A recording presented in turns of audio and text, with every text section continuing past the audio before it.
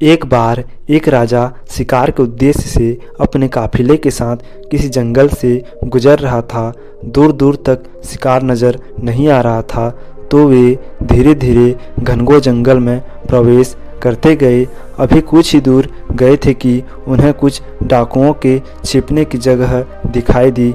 जैसे ही वे उसके पास पहुँचे कि पास के पेड़ पर बैठा तोता बोल पड़ा, पकड़ो पकड़ो, एक राजा आ रहा है, इसके पास बहुत सारा सामान है, लूटो लूटो, जल्दी जल्दी और जल्दी आओ।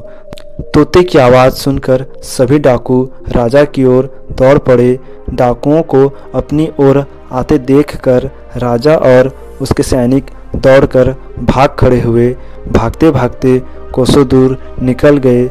सामने एक बड़ा सा पेड़ दिखाई दिया। कुछ देर सुस्ताने के लिए उस पेड़ के पास चले गए। जैसे ही पेड़ के पास पहुँचे कि उस पेड़ पर बैठा तोता बोल पड़ा, आओ राजन, हमारे साथ महात्मा की कुटी में आपका स्वागत है। अंदर आइए, पानी पीजिए और विश्राम कर लीजिए।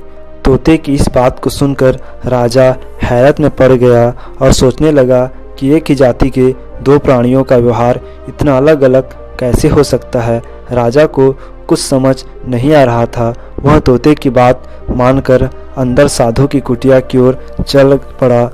साधु महात्मा को प्रणाम करके उनके समीप बैठ गया और अपनी कहानी सुनाई और फिर धीरे से पूछा, ऋषिवर, इन दोनों तोतों के व्यवहार में आखिर इतना अंतर क्यों है? साधु महात्मा धैर्य से सारी बातें सुनी और बोले, ये कुछ नहीं राजन, बस संगति का असर है। डाकुओं के साथ रहकर तोता भी डाकुओं की तरह व्यवहार करने लगा और उनकी ही भाषा बोलने लगा। अर्थात जो जिस वातावरण में रहता है वह वैसा ही बन जाता है।